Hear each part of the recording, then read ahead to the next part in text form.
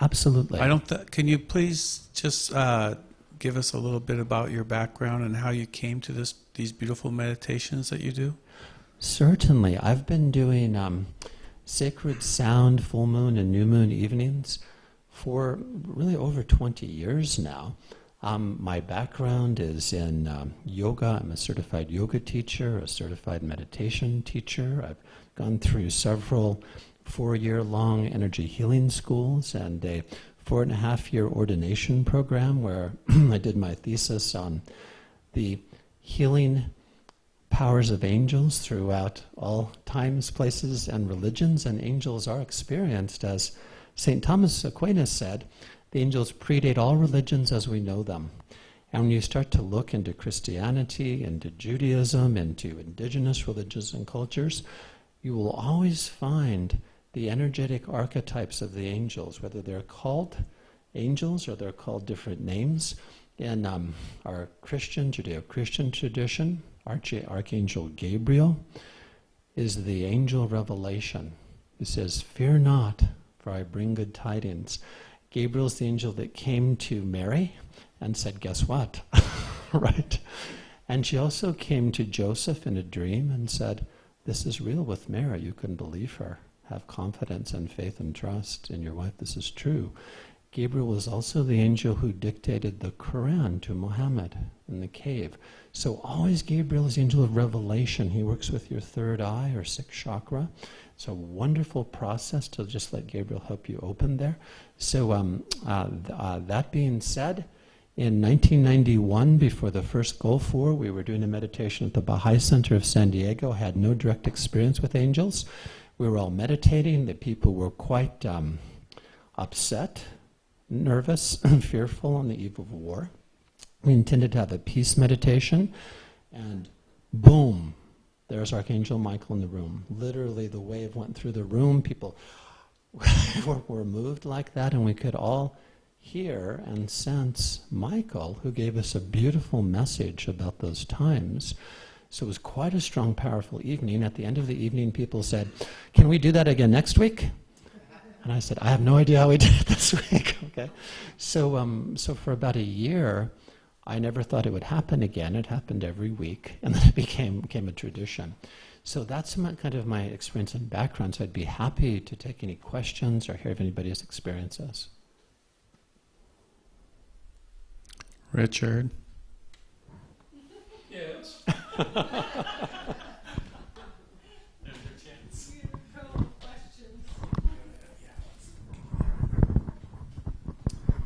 Okay, Reverend.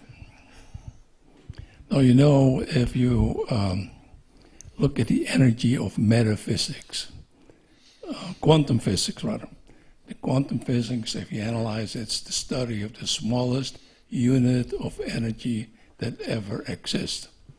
Okay, and they know that even the likes like Einstein found 100 years ago that has a energy that is an unseen energy, but is constantly there, that if you want to take advantage of it, we just have to plug into it. Is that correct? I would say that's very accurate. Thank you for bringing up Einstein. Two of my favorite quotes from Einstein are, "The most important question you can ask is, do you believe this is a friendly universe or a hostile universe?" Right? So when we say friendly, we're saying yes to love, and our perceptions change. And we perceive Divine Mother, Father, God as a friend, as a benefactor that blesses us.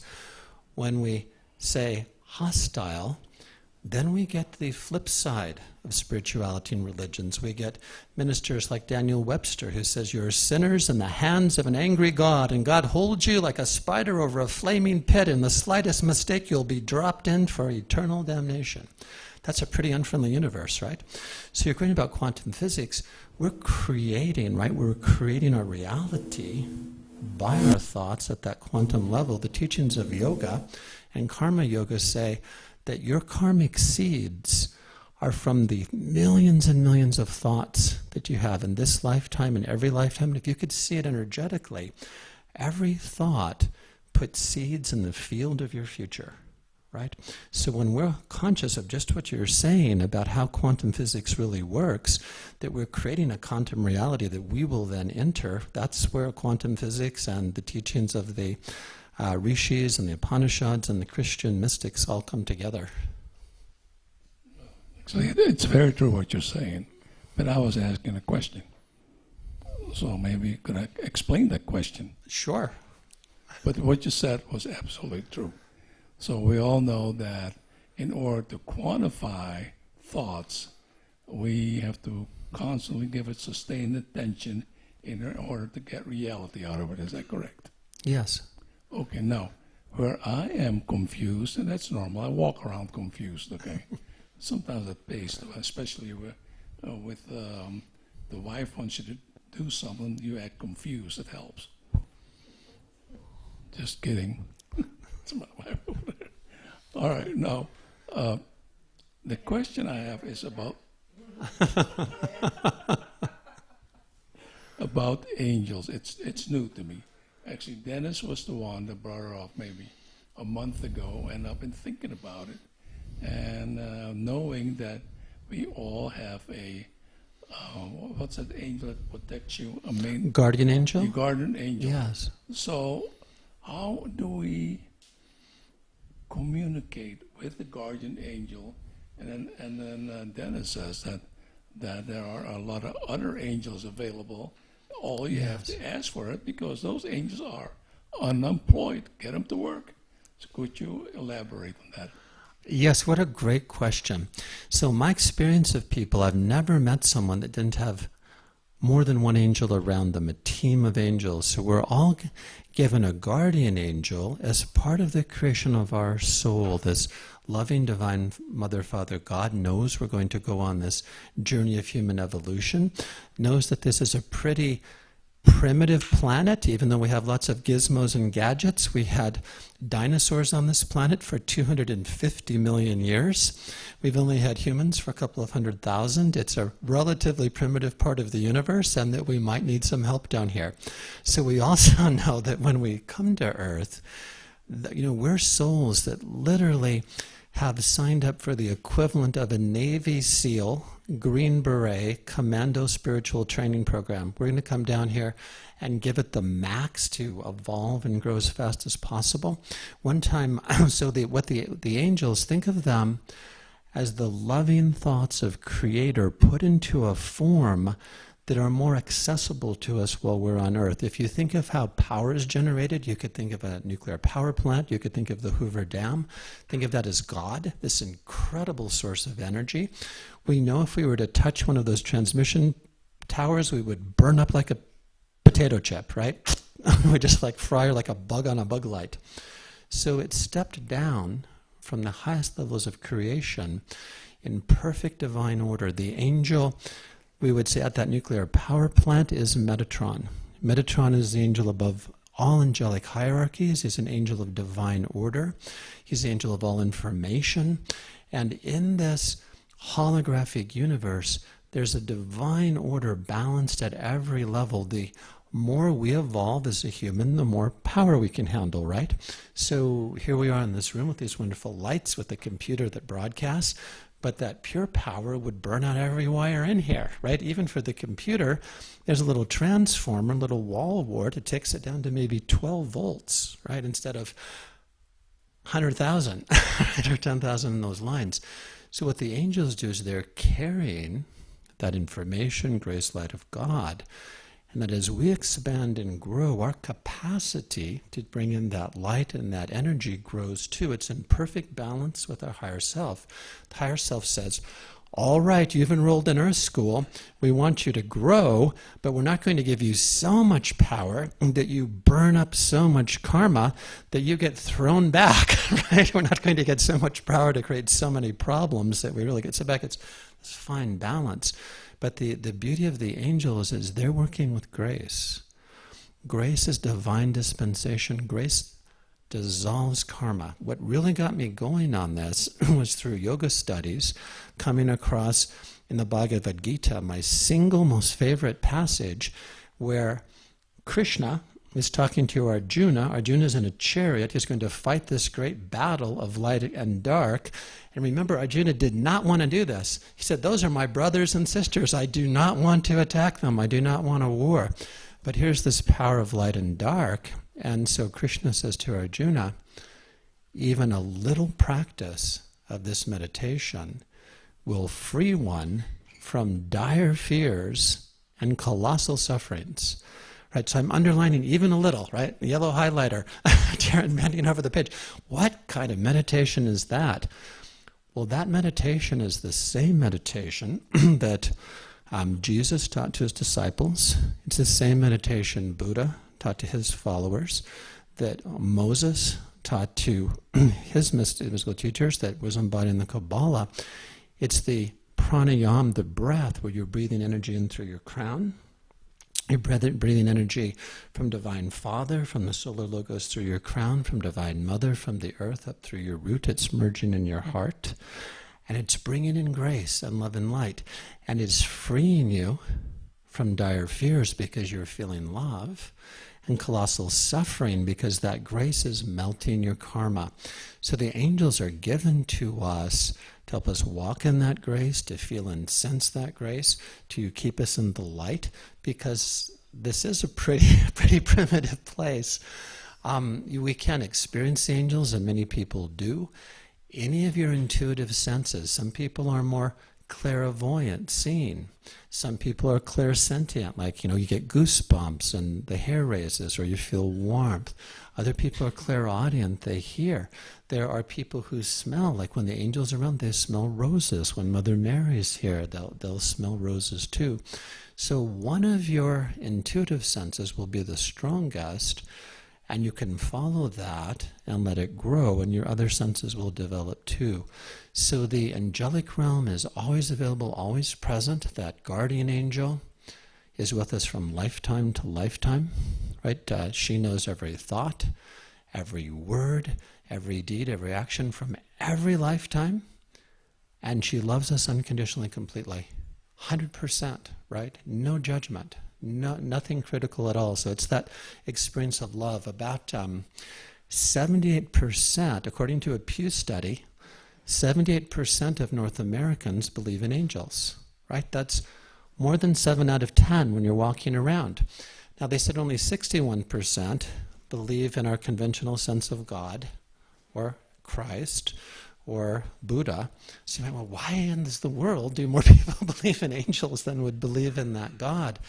And I really believe it's because our soul has very deep soul memories, remembers when we're out of the body, remembers our guardian angel. When someone is asked, well, do you believe in angels? Part of us just says yes, right? It just says yes automatically. So that was a long answer to your question. Does anyone else have a question or a thought?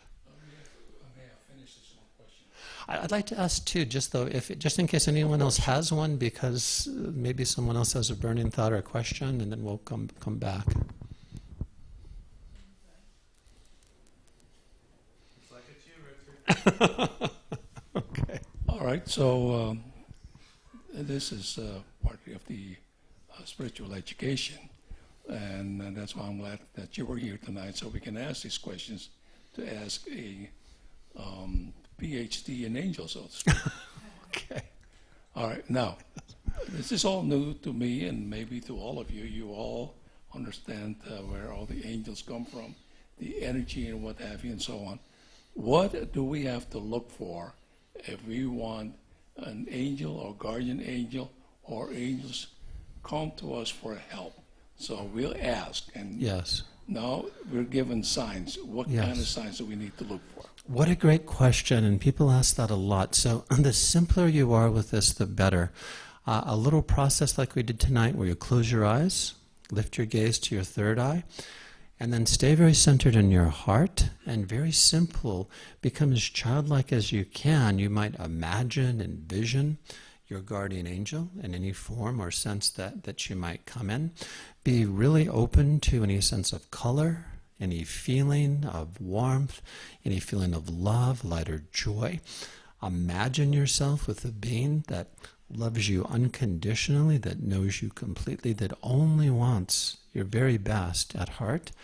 And then trust what your intuition tells you. You can also do something that works really well for a lot of people, especially in the West, where we tend to be overeducated in our mind and undereducated in our hearts. That's a gross generality, but we're rewarded for our mental achievements, for our business achievements, our financial achievements.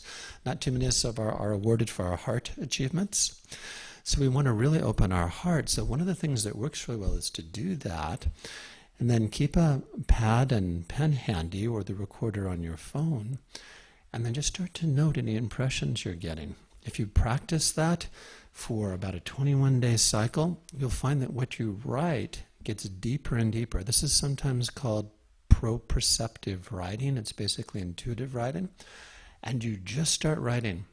Sometimes people recommend, if you're right-handed, your dominant hand, write with your left hand. And you watch for a voice to start to emerge, and you just write whatever comes to you. You might start writing, I need to pick up 6 eggs and milk, and I'm short on butter, and did I get this or that, and I forgot to pay electricity bill. You just let your mind empty out, but then what you'll find is you'll start to write more deeply, and you'll start to hear something in you. Ask those very questions. You might find yourself asking your guardian angel, what is my primary life purpose? What is my highest soul gift? How do I open my intuition more? And you absolutely trust whatever you write. You might start writing blue, blue, blue, blue, azure, turquoise, blue. Well, that's guiding you to use blue energy or blue light. Now, one thing that surprised me tonight when we were working with our angels is I don't think I've really felt Saint Germain or invoked Saint Germain in more than 10 years, but we're here with this group, and I'm sure, would you all raise your hands if you ever call on Saint Germain or meditate with Saint Germain? Look at that, right? It's like 3/4 of our group. So here's Saint Germain, who, that came after Gabriel worked with our third eyes, and Saint Germain comes in with that beautiful, beautiful violet flame. Violet is for your third eye too. That's the color of the third eye. So you sense many of you here, I can feel it, love the energy in the presence, right? Even when I say it, do you feel the energy change in the room? Right? Oh, I can really feel it in my heart, right? So there's a beautiful way, if you have a connection with Saint Germain, say, please bring that violet flame, let me walk through it, and let me know that every step will open my intuition. What closes our intuition is just fear. It's just simply fear. It's also, remember what we did. We did an exercise tonight for the third eye and for the pituitary gland. Like you might say, why in the world is our human design have a pituitary gland that has tissue like our eye, right? That's inside of our skull. It's between the two hemispheres of the brain. We can be guaranteed that this light or the sun is not going to shine through our skull. And so what in the heck is going on? Well, Jesus taught his disciples, let thy eye be singular, and your body will be filled with light. I did not understand that as a child at all. I tried this. Nothing's working, covering the right eye. Left eye? Nope, still not working. What the heck does that mean? So when Jesus spoke to his disciples, these were advanced souls. They were speaking in a mystical code that they understood. Let the eye be singular is just what we did. We closed our physical eyes. We lifted our gaze to our third eye. Let the eye be singular means bring your concentration, your focus to your third eye. Let it open. And your body's filled with light. Your other chakra is open too. Right? So that's how we become more and more receptive to our guardian angel and other angels. We'll feel them energetically. For me, it was a energetic experience. I had no intention or interest in angels at all for the first 30-some years of my life. I was doing really a very deep yoga practice one day in yoga. I could literally feel and sense and see my second chakra. I had no interest in chakras or energies either, but what is this? So I went to my yoga teacher who spent a lot of time in India, and he just said, dude, it's your second chakra. All right. So that led me into those energy schools and what have you.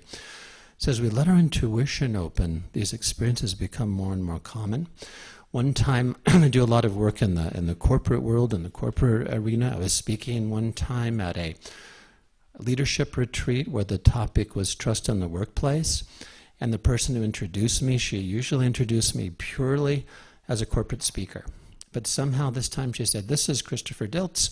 Many of you don't know, he's Reverend Christopher Dilts. He's an angel specialist, et cetera, et cetera.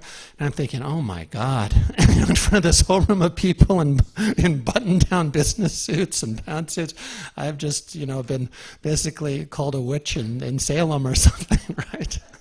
And so I went on with my presentation, but at every break, at lunch and dinner, someone would come up to me and say, can you share with me something about angels? My niece drowned in the swimming pool.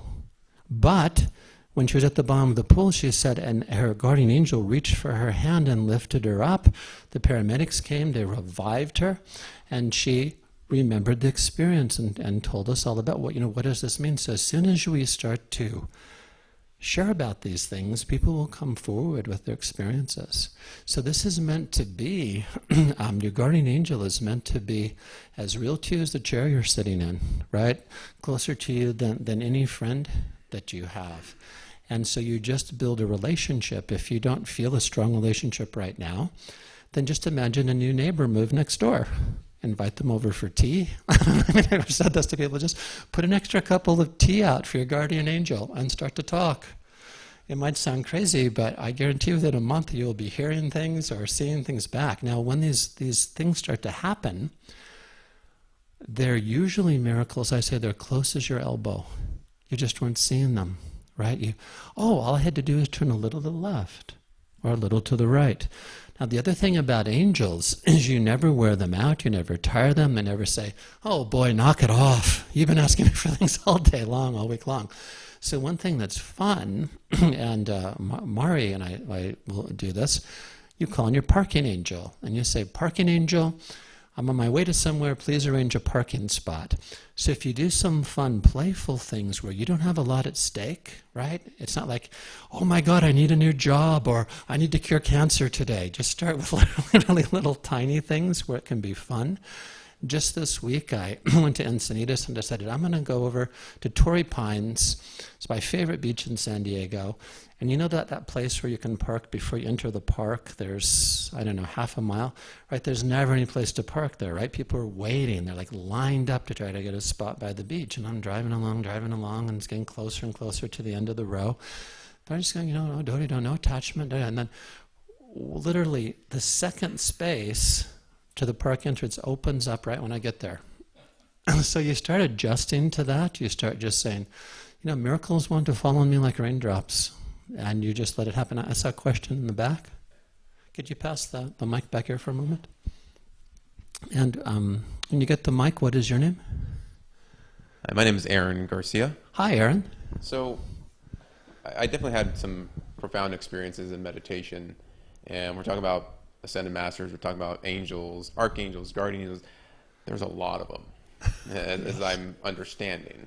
And so when we're talking about asking for help, and it's just like asking for help for anybody that's human in this world, that it's like, who do you call on for what reason? If there's so many, would you just focus on your guardian angel? Would you call on Archangel Michael, Saint Germain? Like, how do you know who to call on, and does it matter, or is it just more where you feel guided?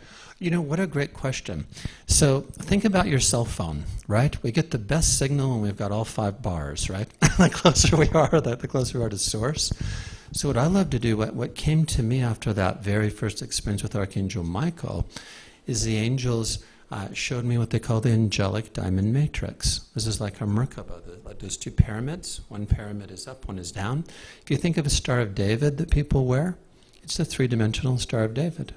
So for me, what worked really great is Metatron is at the very top, at the highest part of heaven. Sandalphon is the angel at our root chakra that works with Divine Mother, that opens the root. So you can go high to Metatron, which is the highest point of heaven. You go right to Sandalphon, center of the earth. And in the angelic teachings, the center of the earth is also Divine Mother's heart center for the earth and for all of her earth children. So you're connecting really to Divine Mother's heart center. Sandalphon says and teaches that when Divine Mother wanted to create the earth for her children, she put her heart chakra right where the earth was in orbit around the sun, and that attracted all of the quantum particles to form the earth. So you're connecting your root chakra to Divine Mother's love, your crown to Divine Father with Metatron, and then the 4 archangels around you. So that works really great for me, because that is then you're like going right next to the cell tower. You're getting 5 bars. The other thing about that is you can trust when you call upon the angels, the archangels, like 4 around you, the only thing that can enter that space is a being of pure love and pure light. So you're going to get a high-level master like Saint Germain, like Jesus the Christ, like Mother Mary, and you won't get beings from the psychic realm or the psychic arena, which is great, because then it's like a diet, right? The purer your diet, the healthier you are. So you can do that, but you can also trust your guardian angel to hold that space around you. I've been to many World Angel Days in London, the US, Vancouver, and some of the practices, as you know, all of you that the Ascended Masters, can get very complicated. Like at one of these events, a gentleman said, "This is the 144-step angelic invocation process." 144 steps, right? And so the MC, after that, he raised his hand and he said, "For contrast, does anyone have a simpler method to invoke and call on the angels?" And this little boy, about 11, raised his hand and got the mic, and he said, "Well, I just say, 'Come here, angels,' and it works every time." So really trust that simplicity, and you'll feel the vibration around you. You know, in that angelic space, again, it'll only be beings of love and beings of light. Did that answer your question well enough? And then I guess if you're using like a diagram, okay, I'm going to call on the top. Yes. But again, if you're looking at, okay, well, there's Metatron, there's Michael, Gabriel, Saint Germain. If there's like something that's burning in my heart, like I want an answer to, Yes. would I say, should I call on Saint Germain? Should I call on Archangel Michael? And I guess it's more of, how do you know exactly which one, or is it just go in order and feel what comes to you? Do you know what it really looks like and feels like? Once you do that invocation, and once you're really putting yourself in a sacred space, you can know that only beings of love and light will be there. If you looked at energetic, like someone else looking at you, it'll look like the landing pad at LAX. All these angels circulating, all these messages going, "Oh, someone on earth, they're listening, they're paying attention, there's an opening," right? So you can trust your own feeling. Well, am I getting an impression from Archangel Michael right now? What's that impression? Thank you. Then do you feel or sense anything with Saint Germain? Do you feel that violet energy, that presence? Like you can feel maybe warmth in your heart, goosebumps, hair standing up, or you just get a clarity. One of the ways we know we're getting real guidance is it never feeds the ego, right?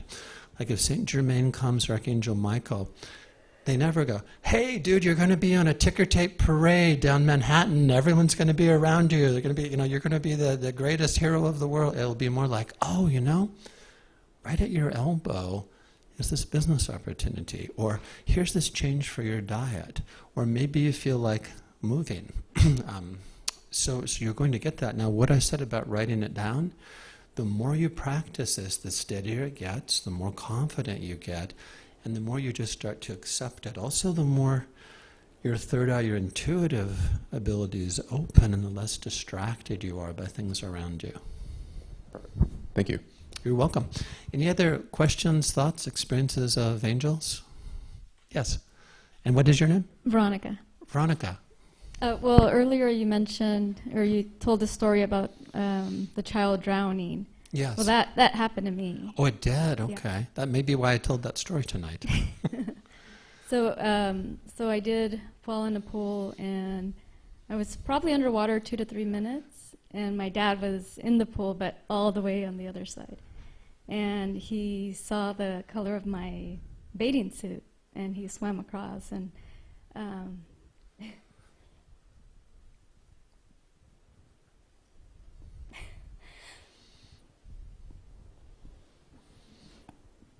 And what are you feeling as you're take a deep breath, and what are you really feeling right now, and where are you feeling it in your body?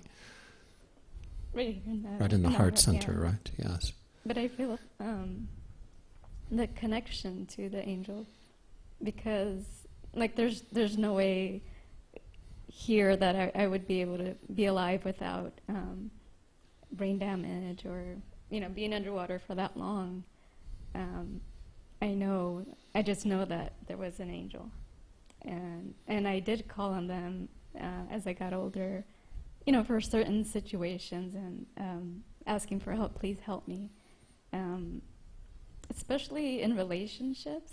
I would say if this person isn't for me, have something happen and remove them, from my life, or just have a incident happen, and sure enough, they were taken away, not dying or anything, but something would happen and we would break up. But it's just trusting that those angels are real. And I've had so many other experiences, because the drowning happened probably more than twice, probably 3 times.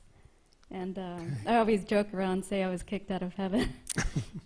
But I know, my job here is to help people and really open up. But I did want to ask you, what do you have gifts of seeing, like energies around people, or?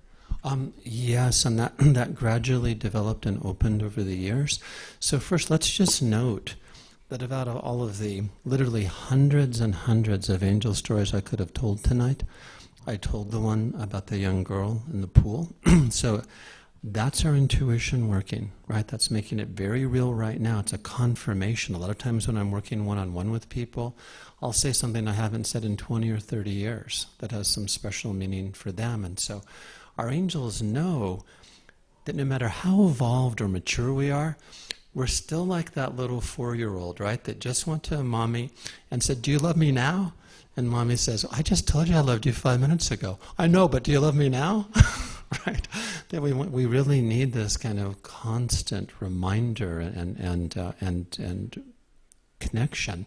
So even to have the experience happen more than once, right? That's so common for all of us. We need to almost say, "Was that a real miracle? Gosh, I need to have it happen again to be really sure." Right? So it happens again. So it's really powerful for you that happened. And what was the question that you last asked that you wanted an answer for? I was just asking if when you see people, do you Yes. see like auras, or do you see like things? Yes, so I work with people all around the world, and people that are in the Philippines, Indonesia, and Shanghai. And I'll be sitting in my home office, and I can sense their chakras and tell what's going on with their crown or their root or their heart and guide them into opening it. In the early days when I was working with this, I would see spots on people, but I needed to actually put my hands on them to connect the spots and make it happen. And then in my own brain, it kind of had, how a pretzel is a pretzel, it kind of had to unbend out of a pretzel to go, oh, it doesn't matter if you're right next to me and I'm touching you, because part of me, my early training was in computer engineering, right, and engineering and things where you have to have wires and circuits and things actually touching for energy to flow through them. But then I kind of developed that ability to say, oh, as you were saying about quantum physics, everything's connected. Everything's in a quantum field, whether a finger's on a meridian or a nadi or an energy point or not. So I very much find myself hearing is the easiest for me. Sensing, hearing that direct message. I'm very kinetic. I will feel warmth, tingles, hair rising. I'll feel a chakra like resonance within me. I don't see them as much as other people do. And in an angel gathering, like we do things every full moon. At Carlsbad Village Yoga, we might have 30 or 40 people there. We have crystal bowls going, gongs, flutes. It's a really, really strong environment. So there, it's so much easier to see the energy. It's like I was saying, when you're right by the cell phone tower, right? You have 5 bars, it's all easier. But we're really all meant to work with our own intuition and get more and more with us, I'd really encourage you to keep that dialogue going. And just like you would deepen any friendship or any relationship, it is exactly the same with one or more angels. It's nice to start with your guardian, and then maybe you feel stronger with Michael or Gabriel, so you go deeper into that, and you'll find the other angels really, really coming more easily. Now, anytime you make an intention, you make a plan, you're calling, right? You're invoking from heaven creation energies, and an angel team will show up.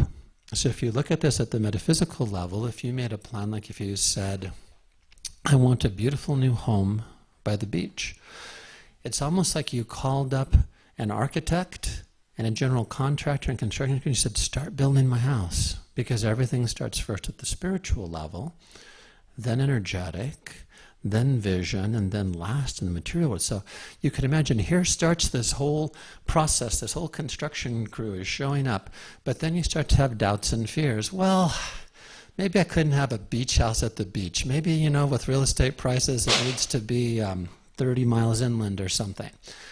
So the whole crew changes the plan. Then you say, oh gosh, even that, I don't know, house, the prices today, maybe a condo. Okay. And so what happens is, right, we keep shifting. So we want to be really clear that we are aligned and clear with what our vision is, and we hold it unless we're getting from our soul, our higher self, that says there's a better plan for you, right? There's something better.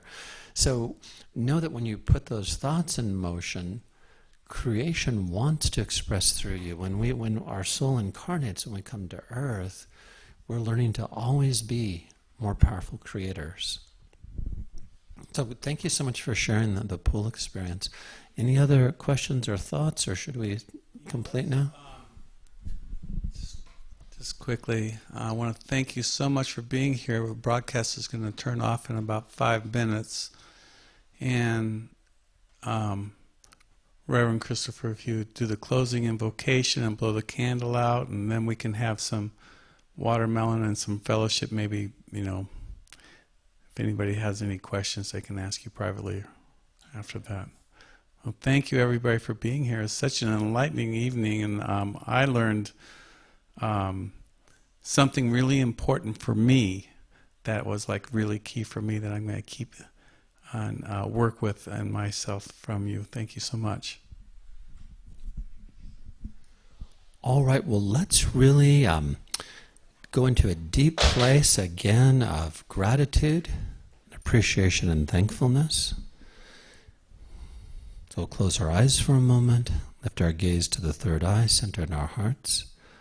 Divine Mother, Heavenly Father, Friend, Beloved God, Guardian Angel, we call upon you to be with us through this night and this next day, to help our intuition to open more and more deeply, to connect with the love that created us, to become ever more conscious, more evolved, more loving, to be ever more in union with our guardian angel and angelic realm, to be in ever more direct communication with the ascended masters and guides.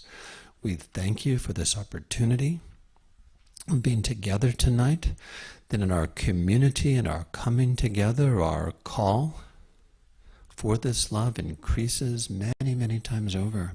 We thank you for this wonderful space, this temple here, for this opportunity to gather and to receive. We thank you for this Libra new moon, and we're open and receptive to the healing, loving energies. So very gently come into completion. As we blow out this flame, we know we've received all that we've meant to receive this night. We'll assimilate it and bring it into our consciousness, our words, thoughts, and actions.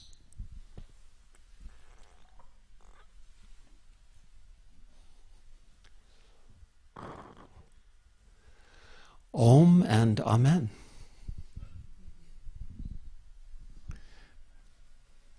Thank you, Reverend Christopher. And just for those online and also those here, we'll be broadcasting again at 7:30 tomorrow for Mother Mary's Rosary on Wednesday, and Thursday is Kuan Yin's Rosary.